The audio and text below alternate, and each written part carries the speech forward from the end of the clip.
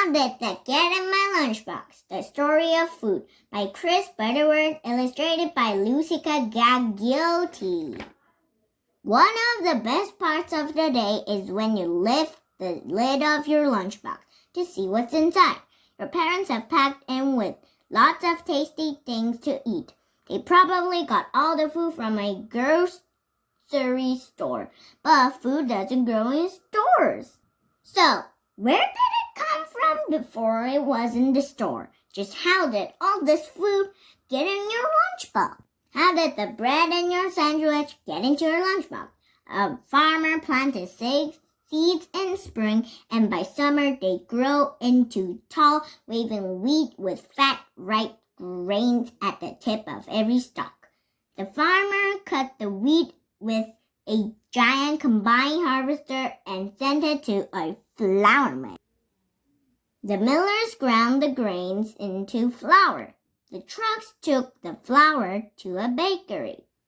The baker makes the flour with sugar, water, and yeast. Kneaded it into a soft, squishy dough and baked it in a very hot oven. Out came fresh loaves of bread ready to send to the store. Take a bite of your bread in your sandwich. Crusty on the outside and soft in the middle. How did the cheese in your sandwich get in your lunchbox? Your cheese was once milk that came from a cow. A farmer milked the cows, and a tinker from a dairy came to collect the milk. First, in the dairy, cheesemakers warmed up the milk. Second, and added bacteria to make it turn sour and thick. 3. Then they added a substance that animals use to digest milk called rennet. And it changes again into bits called curds, floating in whey. 5. They drained off the whey, chopped up the rubbery curds, added some salt, and pressed them into blocks. 6. They stored the box for months until the cheese was ripe. Bite into your cheese, it's creamy and smooth, but tasty too, and tingly on your tongue. How did your tomatoes get into your lunchbox? Last summer, your tomatoes were growing in a plastic tunnel full of tomato plants. The sun and the worms made the plants grow taller and bloom with yellow flowers. As each flower died, a tiny green tomato fruit began to grow from its middle. Day by day, the plant sucked up water, and the tomatoes swelled from green to orange to red.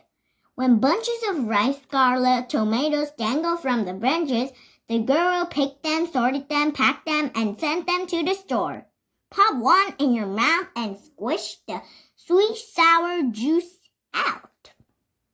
Just how did your apple juice get in your lunchbox? Last spring, the apple trees in the orchard were full of flowers. In summer, tiny apple buds grew from each flower stalk. The buds kept growing, and by autumn, the trees were full of ripe, sweet fruit. Pickers climbed into the trees and filled their bins with fruit. A truck took the beans to the factory where sorters threw out any rotten apples. First, then a machine washed the rest. Second, and mashed them in a milling machine, seeds, skin, and all. 3. A huge press squeezed the mash till all its juice ran out. 4. A heater warmed up the juice to kill off any germs. 5.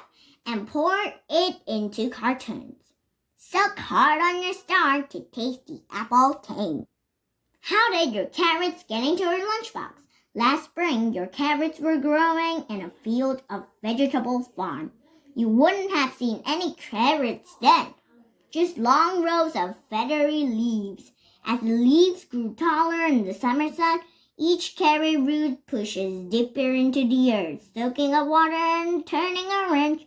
By late summer, they had swelled so much that the top of each carrot poked out of the earth.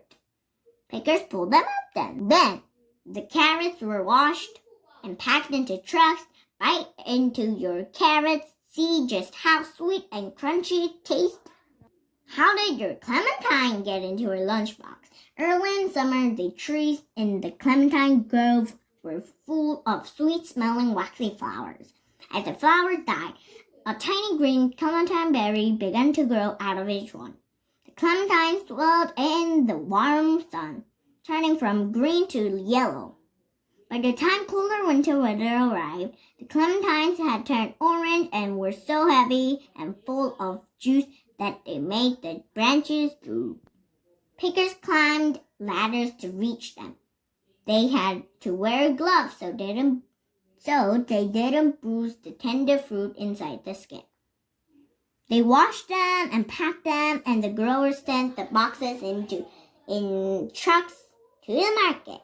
It's easy to peel a clementine. Then all you have to do is pop the juicy pieces into your mouth and bite. Most clementines are seedless. You've eaten it all, from the first bite of bread to the last piece of fruit.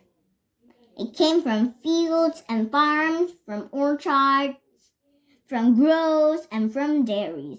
So many people helped bring it to you. Farmers and bakers, cheesemakers, pickers, packers, and truck drivers. And now it's all in your stomach, starting to do the job that food does, helping you grow taller and stronger and giving you get up and go. Thank you for listening. Don't forget to subscribe or thumbs up. Thank you.